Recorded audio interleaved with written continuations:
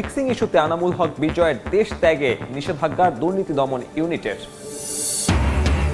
বিপিএলে আজ প্রথম রাউন্ডের শেষ দিন। প্লে অফে উঠতে কিছুক্ষণ পর ঢাকা ক্যাপিটালসের মুখোমুখি হবে খুলনা টাইগার্স। কোয়ালিফায়ার নিশ্চিতে চিটাগাংয়ের প্রতিপক্ষ বরিশাল। ওয়ানডের পর টি-20তেও ভরাডুবি বাংলাদেশ নারী দলের। উইন্ডিজের বিপক্ষে হোয়াইট ওয়াশ হলো জ্যোতির দল। টাইগ্রেসরা শেষ ম্যাচ হারল 5 উইকেটে। এবং কোচ বিতর্ক অবসানের আগেই মাঠে ফিরলেন পিটার বাটলার। 12 ফুটবলার নিয়ে অনুশীলন করলেন বঙ্গবন্ধু স্টেডিয়ামে। যোগ দেননি সাবিনারা। আজ বিশেষ কমিটির বৈঠক।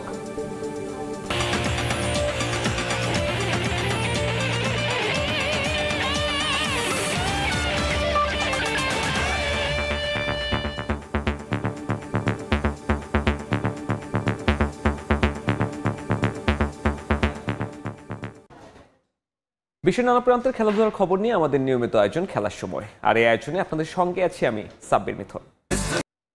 বিপিএলে মাঠের ক্রিকেট ছাপিয়ে আবারও আলোচনায় স্পট ফিক্সিং। ম্যাচ পাতানোর সন্দেহে দুর্বার রাজশাহীর ক্রিকেটার আনামুল হক বিজয়কে দেশ না ছাড়ার নির্দেশ দেওয়া হয়েছে। সন্দেহের তীর রংপুর রাইডার্সের ক্রিকেটার মোহাম্মদ সাইফুদ্দিনের ওপরও।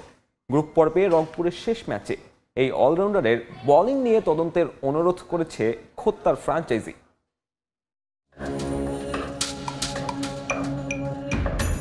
বিতর্কের 16 কলা পূরণে ফিক্সিং বিতর্কটাই বাকি ছিল ফারুক আহমেদের বিপিএল-এর। তবে সেটাও পূর্ণতা পাচ্ছে। অভিযোগ ছিল আগেই, এবার সেসব অভিযোগ দুয়ে দুয়ে 4 মিলাচ্ছে। ম্যাচ পাতানোর তদন্তে নাম উঠেছে দুর্বার রাজশাহীর সাবেক অধিনায়ক আনামুল হক বিজয়ের। বিসিবির তদন্ত ইউনিট আকুর সে তদন্ত কার্যক্রমের অংশ হিসেবে বিজয়কে আপাতত দেশ ত্যাগে নিষেধাজ্ঞা দেয়া হয়েছে। দোষ প্রমাণিত না হলেও বিজয় তাই আপাতত দেশ ছাড়তে পারবেন না। ইমিগ্রেশন ইউনিটকে এ বিষয়ে জানানো হয়েছে। তদন্তের স্বার্থে বিজয়কে তাই এখন দেশেই থাকতে হবে। দেশ ছাড়ার নিষেধাজ্ঞায় বিজয়ের সঙ্গে আরও কয়েকজনের নাম থাকার গুঞ্জন রয়েছে। শনিবার বিসিবি কর্মকর্তা আর আকুর সদস্যদের সঙ্গে হোম অফ ক্রিকেটে দেখা করবেন কয়েকজন ক্রিকেটার, ফ্র্যাঞ্চাইজি মালিক আর কিছু গণমাধ্যম কর্মী। সেখানে আলোচনায় থাকবে ফিক্সিং ইস্যু। সাব্বির মিথুন, সময় সংবাদ, ঢাকা। এই মুহূর্তে মিরপুরের হোম অফ ক্রিকেটে আছেন রিপোর্টার মাহবুব রিমন। সরাসরি যোগ দিচ্ছি তার সঙ্গে। রিমন, এবারের বিপিএল শুরুর আগে বিসিবি সভাপতি ফারুক আহমেদ অনেকটা দম্ভ ভরে বলেছিলেন এবারের বিপিএল হবে আগের যে 10 আসর সেই 10 আসরের সেরা। শুধুমাত্র মাঠের ক্রিকেট নয়, মাঠের বাইরে নানা নেতিবাচক কর্মকাণ্ডে তিনি তার কথা রাখতে পেরেছেন। বিশেষ করে যা হচ্ছে, যা হয়েছে কিংবা হয়তোবা যা হবে সবকিছু মিলিয়ে দেশের ক্রিকেটের আসলে সুনাম মর্যাদা আপনি যাই বলেন না কেন বোধহয় কোনো কিছুই আর বাকি নেই। জানেন যে বিভিন্ন গণমাধ্যমে খবর এসেছে 10 ক্রিকেটারের ফিক্সিং ইস্যু, এবং বিষয়টি এমন একটা জায়গায় গিয়ে ঠেকেছে ক্রিকেটারদের। যদিও আইসিসির অ্যান্টি কারাপশন ইউনিটের 4 নম্বর ধারে স্পষ্ট করে বলা আছে কোনো ক্রিকেটারের বিরুদ্ধে যখন কোনো এলিগেশন আসবে তখন তিনি আকসু বা আকুর মুখোমুখি না হয়ে তিনি দেশ ত্যাগ করতে পারবেন না। এবং সে কারণে কিন্তু এনামুল হক বিজয়, যিনি কিনা দুর্বার রাজশাহী, যদি অনেকটা মজার ছলে অনেকেই দর্শকরা বলেন দুর্বল রাজশাহী, সেই দুর্বার রাজশাহীর অধিনায়ক ছিলেন দীর্ঘ সময়। বিপিএলের যে টপ 3 রান গেটারের মধ্যে তিনি 3 নম্বরে রয়েছেন। সেই এনামুল হক বিজয়ের দেশ থেকে কিন্তু নিষেধাজ্ঞা রয়েছে। এবারের বিপিএলে যে 10 জন ক্রিকেটারের আসলে এখন পর্যন্ত সরাসরি স্পট ফিক্সিং কিংবা ম্যাক্স ফিক্সিংয়ের বিষয় এসেছে, তাদের মধ্যে 6 জন ক্রিকেটারই কিন্তু বিভিন্ন সময় জাতীয় দলে খেলেছেন, এবং বাকি ক্রিকেটাররা বিদেশি ক্রিকেটার রয়েছেন 2 জন। এছাড়াও যা ঘরোয়া ক্রিকেট খেলেন এমন 2 জন ক্রিকেটারও রয়েছেন। সব মিলিয়ে আসলে বাংলাদেশ ক্রিকেট বোর্ড বিসিবি অনানুষ্ঠানিক সভা, তবে একাধিক বোর্ড পরিচালকের সঙ্গে কথা বলে নিশ্চিত হয়েছে সময় সংবাদ, সেটি হচ্ছে গিয়ে তাদেরকে তাদের যে মুঠোফোন, সে মুঠোফোনে জরুরি মেসেজ করে টেক্সট করে আসলে দুপুর নাগাদ তাদেরকে থাকতে বলা হয়েছে। সেখানে একাধিক মালিক থাকবেন, ক্রিকেটারও থাকতে পারেন, আকসু এবং আকুর কর্মকর্তারাও থাকবেন, এবং সেখানে হয়তো অনানুষ্ঠানিকভাবে অনানুষ্ঠানিক সভার মাধ্যমে এই বিষয়টি তাদের কাছে জানতে চাওয়া হবে। জানেন যে এই ফিক্সিং ইস্যুটি আসলে প্রমাণ করা কিছুটা দুঃসাধ্য এবং কিছুটা কষ্টসাধ্য ব্যাপার, কারণ খুব বেশি প্রমাণ সাপেক্ষর ব্যাপার নয়। সেক্ষেত্রে আসলে বাংলাদেশ ক্রিকেট বোর্ডের বিসিবি সভাপতি ফারুক আহমেদ কিন্তু একটি গণমাধ্যমকে জানিয়েছেন যে যদি তারা প্রমাণ পান ফিক্সিংয়ের, তবে তাদের জীবনকে তারা দুর্বিষহ করে ফেলবেন। যদিও ফারুক আহমেদের বোর্ড এবারের বিপিএল নিয়ে ইতিমধ্যে ভক্ত সমর্থক এবং দেশের ক্রিকেটের যারা অপমর সমর্থক রয়েছেন তাদের জীবনকে কিন্তু ইতিমধ্যে দুর্বিষহ করে ফেলেছেন। এখন দেখার বিষয় আসলে কোথায় গিয়ে দাঁড়ায়। তবে এর বাইরেও কিন্তু বেশ কয়েকজন ক্রিকেটারের নাম এসেছে। রংপুরের কথা বলা হচ্ছে, হচ্ছে। জানেন যে সবশেষ ম্যাচে মোহাম্মদ সাইফুদ্দিন রংপুরের পেস বোলিং অলরাউন্ডার এক ওভারে তার হোয়াইট নো বল নিয়ে কিন্তু তুলকালাম হয়েছে এবং আমরা যতদূর জানতে পেরেছি, যদিও রংপুর ফ্র্যাঞ্চাইজির পক্ষ থেকে আনুষ্ঠানিকভাবে বিষয়টি নিশ্চিত করা হয়নি, তবে বিষয়টিকে তার একেবারে উড়িয়েও দেওয়া হয়নি। অর্থাৎ তারা আসলে এই বিষয়টিকে খতিয়ে দেখার জন্য বাংলাদেশ ক্রিকেট বোর্ড আকুকে তারা অনুরোধ করেছেন এবং তারা আসলে সবকিছু মিলিয়ে আসলে পরিস্থিতি জটিল হয়েছে। এছাড়াও রংপুরের আরও 2 জন ক্রিকেটারের নাম এসেছে, মৃত্যুঞ্জয় চৌধুরী, হাসান মুরাদ, সব কিছু মিলে সামারাকুনের বিষয়টা তো আছেই। সব কিছু মিলিয়ে কিন্তু আসলে আজকের যে ম্যাচ অর্থাৎ কোয়ালিফায়ার এবং এলিমিনেটর নিশ্চিত হওয়ার যে ম্যাচ, অর্থাৎ আজকে 2টো ম্যাচ দিয়ে গ্রুপ পর্ব শেষ হবে এবং সেই ম্যাচ দিয়ে কিন্তু নিশ্চিত হবে কোন 4টা দল যাবে, কোন 2টো দল কোয়ালিফায়ারে যাবে, কোন 2টো দল এলিমিনেটরে খেলবে। সব কিছু কিন্তু ঢাকা পড়ে গেছে। তবে দর্শকদের উন্মাদনা কিন্তু রয়েছেই। খুলনার কাছে একটাই সমীকরণ, আজকের ম্যাচ জিততেই হবে। অন্যদিকে চিটাগাং বরিশালকে হারিয়ে দিতে পারলে তারা রংপুরকে টপকে সেরা 2 জায়গা করে নেবে। তো এই ছিল আমার কাছে বিপিএল এর ফিক্সিং এবং বিপিএল এর আজকের ম্যাচের সবশেষ আপডেট মিরপুর থেকে। হোম অফ ক্রিকেট থেকে সহকর্মী মাহবুব রিমন যুক্ত হয়েছিলেন, জানাচ্ছিলেন বিতর্কের বিপিএল এর সবশেষ খবর। এদিকে চিটাগং কিংসের বিরুদ্ধে ফিক্সিং এর অভিযোগ ভিত্তিহীন, তথ্য প্রমাণ ছাড়া উদ্দেশ্য প্রণোদিতভাবে সংবাদ প্রচার করা হয়েছে। সামাজিক যোগাযোগ মাধ্যমে এমনটাই দাবি করেছেন ফ্র্যাঞ্চাইজিটির স্বত্বাধিকারী সামির কাদের চৌধুরী এবং অধিনায়ক মোহাম্মদ মিঠুন। বলেন, আকসু থেকে কোনো বিষয়ে এখন পর্যন্ত জানতে চাওয়া হয়নি। বিসিবির পরামর্শ নিয়ে আইনগত ব্যবস্থা নেওয়ার হুঁশিয়ারিও দিয়েছেন তারা।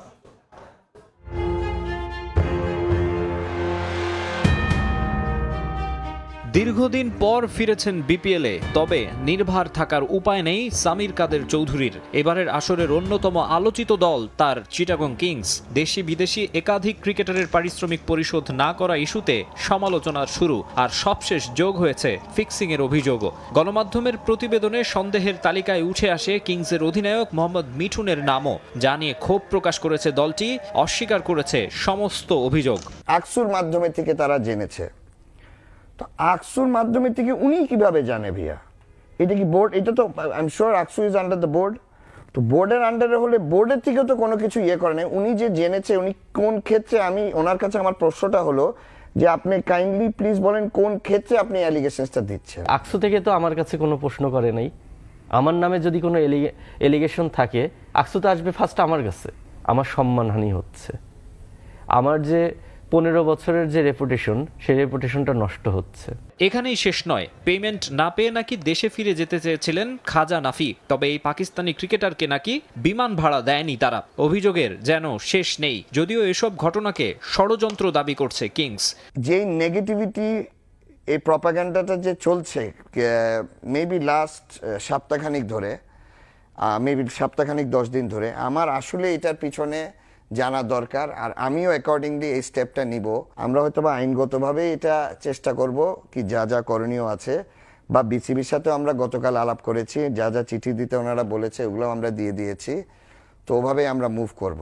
বড় একটা ডিস্টেন্সে উইন করেছি, আমিও 50 করেছি। তো দিন শেষে কিন্তু আমার খুশি থাকার কথা। শহীদ আফ্রিদিকে মেন্টর ও শন টেইটকে হেড কোচ করে এবং প্রথম বিপিএল দল হিসেবে অফিসিয়াল হোস্ট এনে সাড়া ফেলেছিল চিটাগং কিংস। এবার দেখতে হচ্ছে মুদ্রার উল্টো পিঠটাও। মাকসুম আলম খান, সময় সংবাদ, ঢাকা। এবারে মাঠের খেলার খবর। বিপিএল এর প্লে অফ নিশ্চিতের লক্ষ্যে লিগ পর্বের শেষ ম্যাচে কিছুক্ষণ পর মাঠে নামবে খুলনা টাইগার্স। মিরাজের দলের প্রতিপক্ষ ঢাকা ক্যাপিটালস টস জিতে শুরুতে ব্যাট করার সিদ্ধান্ত নিয়েছেন ঢাকার অধিনায়ক থিসারা পেরেইরা। আগেই প্লে অফ নিশ্চিত করেছে ফরচুন বরিশাল, রংপুর রাইডার্স ও চিটাগং কিংস। বাকি আছে একটি স্পট। 11 ম্যাচে 10 পয়েন্ট নিয়ে টেবিলের 5 নম্বরে আছে খুলনা। 12 পয়েন্ট নিয়ে 4-এ আছে দুর্বার রাজশাহী। তবে লিগ পর্বের 12টি ম্যাচই শেষ তাসকিনদের। ঢাকার বিপক্ষে জয় পেলে মিরাজদের পয়েন্টও হবে 12। নেট রান রেট ভালো থাকায় রাজশাহীকে টপকে প্লে অফের টিকিট নিশ্চিতের সম্ভাবনা বেশি খুলনার। আগের ম্যাচের সেঞ্চুরিয়ান নাইম শেখের দিকে নজর থাকবে এদিনও। পাশাপাশি জ্বলে উঠতে চাইবেন মিরাজ, আফিফ, হাসান, নাসুমরাও। এদিকে আগেই আসর থেকে ছিটকে গেলেও জয় দিয়ে শেষটা রাঙানোর লক্ষ্য ঢাকার। আসরের সর্বোচ্চ রানের তালিকায় নাইম শেখকে টপকে শীর্ষস্থান পুনরুদ্ধার করতে চাইবেন তানজিদ তামিম। ক্যাপিটালস সমর্থকদের ভালো কিছু উপহার দিতে চান লিটন মোস্তাফিজও।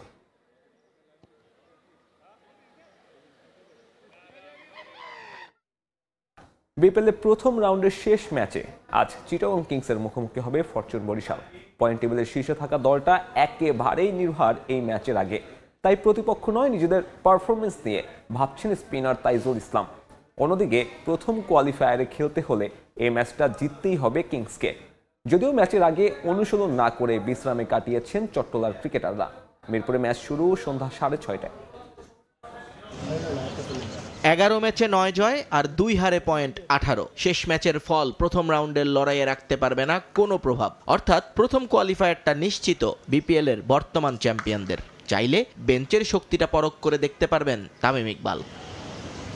তবে অনুশীলনের পরিস্থিতি দেখে বোঝার উপায় ছিল না এতটা স্বস্তিতে আছে সাউদার্ন আর্মিরা। ম্যাচের আগে শেষ অনুশীলন সেশনে উপস্থিত ছিলেন দলের সব সদস্য। নেটে ব্যাটিং বোলিং যেমন করেছেন নিয়ম মেনে, তেমনি হয়েছে আলাদা ফিল্ডিং ড্রিল। হেড কোচকে সঙ্গে নিয়ে আলাদা নেটে অনেকটা সময় ছিলেন তাওহিদ হৃদয়। নিজের ফর্ম ফেরাতে ভালোই চেষ্টা চালাচ্ছেন এই ডানহাতি। প্লে অফের আগে রানে ফেরার যে কোনো বিকল্প নেই হৃদয়ের সামনে। অনুশীলনে মনোযোগী ছিলেন বোলাররাও। চিটাগংয়ের ব্যাটারদের পরীক্ষা নিতে তৈরি হচ্ছেন সবাই। পেসার স্পিনার দুই ডিপার্টমেন্টেই কিংসকে বিপাকে ফেলতে চান তারা। যদিও প্রেস কনফারেন্সে আসা তাইজুল নিশ্চিত নন নিজের খেলা নিয়ে। ব্যক্তিগত লক্ষ্য বাইরে রেখে দলীয় রেজাল্টটাকেই বড় করে দেখছেন এই বাঁহাতি। তাই তো নিজের চেয়েও এগিয়ে রাখলেন দুই জুনিয়র সতীর্থকে।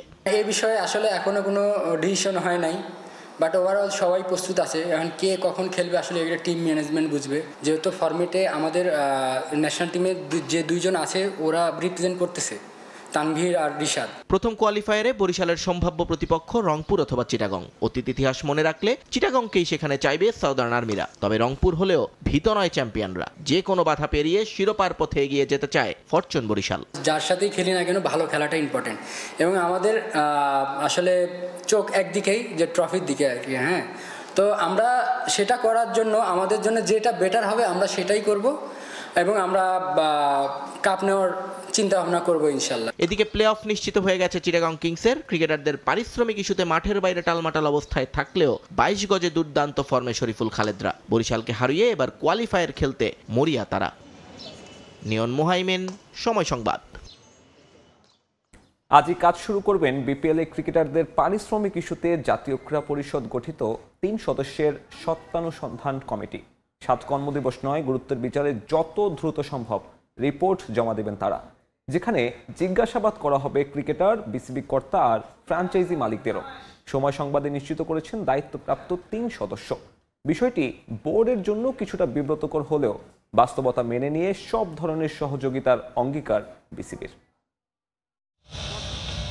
বিপিএল এর চলতি আসর যেন বিসিবির গলার কাটা। মাঠ ও মাঠের বাইরে নানা নেতিবাচক ইস্যুতে আগের আসরগুলোকে ছাড়িয়ে গেছে ফারুক আহমেদের বোর্ডের বিপিএল। অবস্থাটা এমন, বিসিবির বিষয়ে বিগত বছরগুলোতে কখনোই নাক না গলানো দেশের ক্রীড়াঙ্গনের অভিভাবক সংস্থা জাতীয় ক্রীড়া পরিষদও গঠন করতে বাধ্য হয়েছে 3 সদস্যের সত্যতানুসন্ধান কমিটি, যাদের রিপোর্ট দিতে বলা হয়েছে আগামী 7 কর্মদিবসের মধ্যে। তবে গুরুত্বের বিচারে এতটা সময় নিতে চান না দায়িত্বপ্রাপ্তরা। দেশের সম্মানের স্বার্থে সঠিক কারণ প্রকাশ তারা করতে চায় দ্রুততম সময়ের মধ্যে, যেখানে জিজ্ঞাসাবাদ করা হবে সব পক্ষকেই। আমরা শুধু পেমেন্টের বিষয়টা, আমি যেটা পেয়েছি সেটা হলো পেমেন্টের বিষয়টা ভালোভাবেই দেখে করতে হবে। সমস্যাগুলো তৈরি হয়েছে সেটা সমাধান করে এবং সমাধান কিভাবে হবে সেই আলোকেই আমরা রিপোর্টটা দিব। কাজটাও শুরু করবো যত দ্রুত সম্ভব। রোববার ফরমালি বসবো, বসে ভাই আমাদের হচ্ছে যে কিভাবে কাজ করবো সেটা ঠিক করবো, তারপরে ভাই আমরা জানাতে পারবো। তদন্তের সাথে আমরা যাদের প্রয়োজন মনে করি তাদের সাথে কথা বলবো। পেমেন্ট ইস্যুর পাশাপাশি বিতর্ক ছড়াচ্ছে স্পট আর ম্যাচ ফিক্সিং ইস্যুও, যেখানে নাম এসেছে জাতীয় দলের সাবেক আর বর্তমান একাধিক ক্রিকেটারের। তবে আপাতত ক্রিকেটারদের পেমেন্ট ইস্যুতেই গুরুত্ব দিতে চায় সত্যতানুসন্ধান কমিটি। বাস্তবতা মেনে বিসিবিও সব ধরনের সহযোগিতা করতে চায় তাদের। ডেফিনেটলি এটা সবার জন্য বিব্রতকর, as a cricketer, as a এটা বিব্রত। ওনারা দেখতে যাবে, ওরা ফাইন্ড আউট করতে যাবে। একদিক দিয়ে তো ভালো হয়েছে যে we will if they can find out যে problem. So next positive side হচ্ছে নেক্সট বিপিএলে আমরা এটাকে অ্যাড্রেস করতে পারবো, যে যাতে ভবিষ্যতে এরকম না হয়। চলতি বিপিএল এর 9-6 দিবালোকের মতোই সত্য। তাই তো শুধু রিপোর্ট প্রকাশে সীমাবদ্ধ নয়, দেশের ক্রিকেটের স্বার্থেই জড়িতদের দিতে হবে দৃষ্টান্তমূলক শাস্তি, হোক না সেটা যত বড় নাম। মাহবুব রিমন, সময় সংবাদ, ঢাকা। এবারে নারী ক্রিকেটের খবর। ওয়ানডের পর উইন্ডিজের বিপক্ষে টি20 সিরিজও হারল বাংলাদেশ। সংক্ষিপ্ত সংস্করণে লাল সবুজকে হোয়াইট ওয়াশ করল ক্যারিবিয়ান নারীরা। শেষ ম্যাচে টাইগ্রেসরা হারলো 5 উইকেটে। টস হেরে ব্যাটিংয়ে নেমে শুরুটা ভালোই করেছিলেন বাংলাদেশের দুই ওপেনার দিলারা ও মুর্শিদা খাতুন। তবে দলীয় 24 রানেই ফিরে যেতে হয় মুর্শিদাকে। দিলারাও টিকতে পারেননি বেশিক্ষণ। এরপর দায়িত্ব কাঁধে তুলে নেন অধিনায়ক নিগার সুলতানা জ্যোতি। লড়াই করেন একাই, সঙ্গ দিতে পারেননি তাজ নাহার, স্বর্ণা কিংবা ফাহিমারা। পরে ইনিংসের শেষ বলে ব্যক্তিগত 33 রানে জ্যোতি রান আউট হলে 104 রানের সংগ্রহ পায় টাইগ্রেস। জবাবে দলীয় 7 রানের মাথায় প্রথম উইকেট হারিয়ে কিছুটা চাপেই পড়ে উইন্ডিজ। পরে 25 রানের ইনিংস খেলে চাপ সামলে নেন জেনেলিয়া গ্লাসগো। এরপর সাবিকা গজনবীর অপরাজিত 27 রানের ওপর ভর করে 5 উইকেট ও 9 বল হাতে রেখে জয় তুলে নেয় ওয়েস্ট ইন্ডিজ। নারী ফুটবলের খবর। সমস্যার সমাধান হওয়ার আগেই অনুশীলনে নেমে পড়লেন ইংলিশ কোচ পিটার বাটলার। আজ সকালে বঙ্গবন্ধু স্টেডিয়ামে 12 নারী ফুটবলার নিয়ে অনুশীলন সেশন করেছেন তিনি।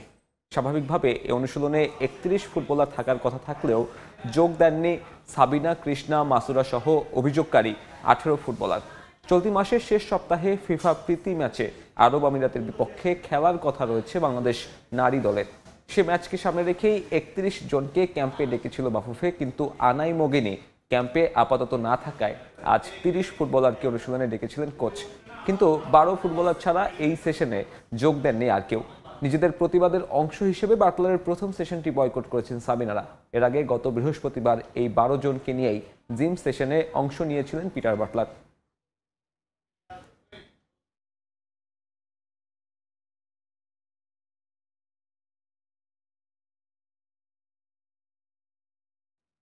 এই মুহূর্তে বাংলাদেশ ফুটবল ফেডারেশনে আছেন রিপোর্টার ফাহিম ইসলাম। সরাসরি যাচ্ছি তার কাছে।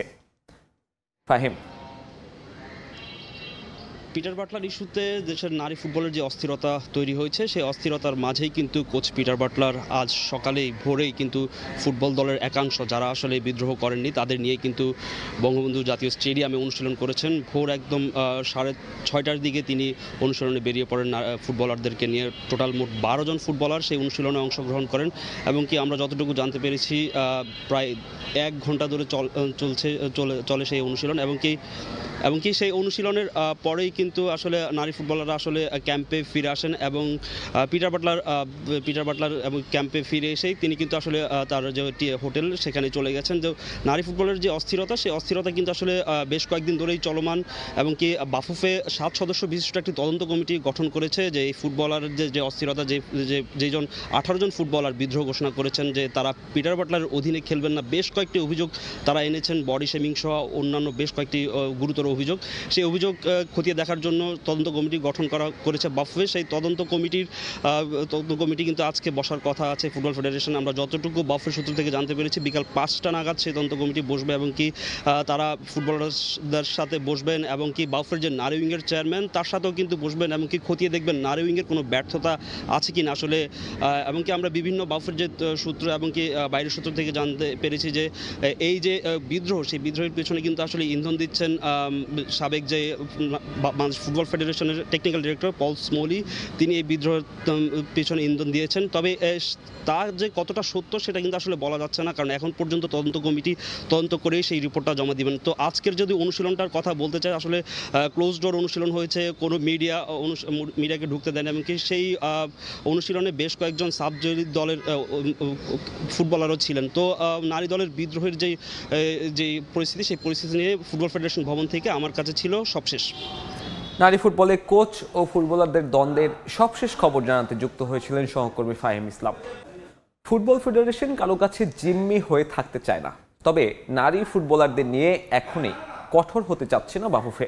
ফুটবলার ও কোচের মধ্যে কেন দূরত্ব তৈরি হয়েছে তা খুঁজে বের করতে চান তদন্ত কমিটির প্রধান ইমরুল হাসান। এদিকে সমস্যা সমাধানে নারী উইংয়ের কোনো গাফিলতি ছিল কিনা তাও খতিয়ে দেখবে বাফুফে। কোচ ও ফুটবলারদের দ্বন্দ্ব সমাধানে দুপক্ষের সঙ্গে বসে সমাধানের পথ বের করার প্রত্যাশা ফুটবল ফেডারেশনের। দেশের মানুষ যেভাবে হচ্ছে মেয়েদেরকে কটূক্তি করতেছে, এটা আসলে মেয়েদের জন্য হচ্ছে নেওয়াটা অসম্ভব।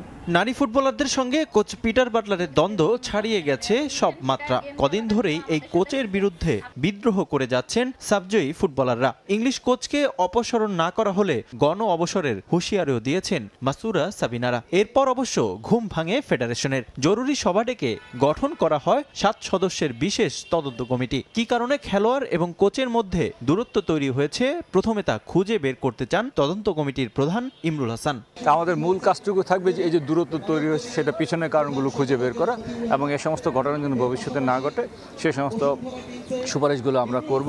এদিকে নারী ফুটবলারদের অভিযোগও খতিয়ে দেখবে তদন্ত কমিটি। বেশ কিছু ফুটবলারদের বিরুদ্ধে শৃঙ্খলা ভঙ্গের অভিযোগও সামনে এসেছে। তবে এ নিয়ে এখনই কঠোর হতে চায় না বাফুফে। কোচ ও ফুটবলারদের সঙ্গে বসে সমাধানের পথ বের করতে চায় ফেডারেশন। কোনো পক্ষের কাছে ফুটবল ফেডারেশন জিম্মি হয়ে থাকতে চায় না বলেও জানান ইমরুল হাসান। আমরা শুরুতে কঠোর অবস্থানে যেতে চাচ্ছি না, আমরা সব পক্ষের সাথে কথা বলে আমরা চাইবো। আপনারা জানেন যে মেয়েদের অবশ্যই বাংলাদেশ ফুটবলে একটা ভালো অবদান আছে, কিন্তু ভালো অবদান থাকা সত্ত্বেও এটা কারো কাছে বাংলাদেশ ফুটবল কিন্তু জিম্মি হয়ে থাকবে সেটাও কিন্তু একরকম ঠিক না। তো আমরা আশা করছি যে একটা সুন্দর সমাধান আমরা বুঝতে পারবো। আমরা সবার সাথে কথা বলবো, কোচ প্লাস প্লেয়ার বা এর বাইরেও যারা টিম ম্যানেজমেন্টে ছিল নেপাল সফরে এবং আশেপাশে যারা ছিল তাদের সবার সাথে আমরা মোটামুটি কথা বলবো। নারী ফুটবলারদের সমস্যা সমাধানে নির্দেশনা সহ খোঁজ খবর রাখছেন বাফুফে সভাপতি তাবিদ আউয়ালও। আগামী 7 দিনের মধ্যে তদন্ত কমিটির রিপোর্ট জমা দেওয়া নিয়ে আশাবাদী কমিটির প্রধান।